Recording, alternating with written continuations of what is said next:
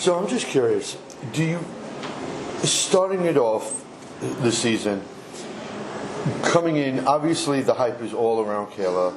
There's hype around, Sarah Kaufman as well. Mm-hmm. Do you feel comfortable laying low and sliding in and catching people off guard? Yes, I feel, like I say, the girls are very, very talented and very experienced. But I feel I deserve to be here. I feel I'm great I'm ready for the next fight. I feel I can be the champion, and I don't care who is the next. I'm ready for the next fight.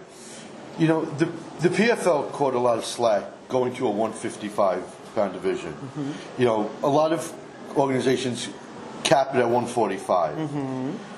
Going up to 155, how comfortable are you moving forward? Exactly. My last fight is in Bellator in 2015, and I fight 145, and I feel I don't have much strength. I feel like right now I feel very comfortable with this way. I feel like that way for me. I feel like I'm perfect division right now, and I'm just growing more, work more. Okay. So look, you have a solid career record. There's no denying that. But basically, bottom lining it, you just smoked someone that was 10-1 in Bellator. Okay. Looking forward, next step. What's on your mind for next? I'm gonna smoke someone who's whatever in PFL. I'm gonna keep smoking people until they give me a really big check. That being said, I don't want to say if you win. If I lose, I understand. When you win, right? You can say if. It's fine. It's probabilities game. Okay. Superstitious. If you win, who do you? I know you said you haven't really looked at anybody else, but outside of like a Ray Cooper, is there someone that you really want opposite of you in the cage at New Year's Day? That last fight, I want to fight Magnum Madoff.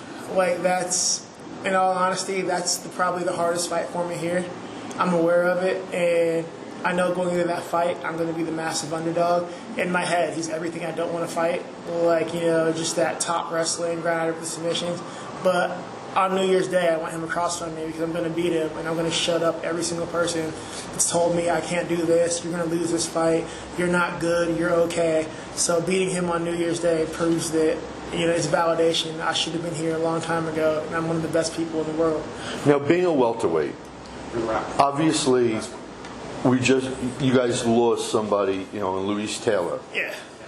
How does that affect you, being that everything just days before the season starts flip-flopped? It sucked because I went from being the main event to the second fight in the card. Haven't fought that low in a card in like years. And it sucks because I really wanted to headline the first ESPN card, but you can't control these things. So at the end of the day, I just got to keep on rolling, man. Like, my job doesn't change. The circumstances around it do. But you pay me money. You guys pay me good money to come out here, beat a guy up, put on a show. Doesn't matter who I'm fighting. My job description doesn't change. I'm going to go out there and perform the same as I always do. I'm a puncher. I'm a boxer. Plan A is beating him up and making him quit. Plan B is reinforcing Plan A. So I'm going to do the same thing regardless of who you put in front of me. Thanks a lot. How hard was it to actually come up with this year's roster compared to last year? It was a little bit easier this year than it was last year because last year was our first year, and so nobody had heard of us.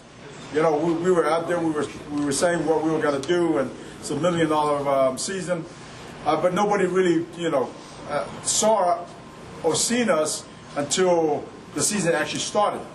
And so once that season was done and everybody was presented with the world title and crowned 6 world champions and $1 million each, the whole world's like, oh wow, okay, this is for real. And so signing fighters was a lot easier this year than it was last year, and I think it's just going to get easier after this season. And just out of curiosity, last year, New York, Louisiana, California, Chicago. This year, just Long Island and Atlantic City. Why the pulling down to just 2 venues as opposed to expanding out to even more? Nassau was a good venue for us last year, and we were able to do a good deal with them, and so we felt like we needed to be here. And then obviously, I'm not sure if you're aware, but the playoffs is looking to be in Vegas, so that's in October, I believe. And so things just worked out that way, and we're happy with it. Cool. Thanks. Great. Overall, what do you think about the roster that they put together for you? Oh, I think it's fantastic. I mean, every girl has a winning record. Well, until tonight, I guess. I think there's, all different styles. There's moms. There's people from all over. There's different countries. There's, world champions in Muay Thai and Olympic champions. And there's, Sarah, who was the current Invicta champ and a former Strikeforce champ and a real veteran of the sport. Young girl. I mean, Larissa's only like 23, and she's already had 11 fights. She's gonna be, she's gonna be a star someday. So I think it's great. I'm really excited to be a part of such an amazing group of women, and I'm excited to be the baddest one of them all. On a much lighter note, you have a habit of watching Rocky movies before fights. Yes, I do. Which one did you watch tonight?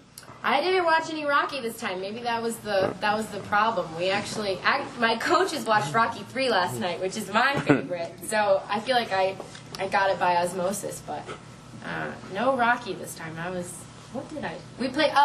We had an Uno tournament. That's why. Hey, Mike, who's the Uno champ?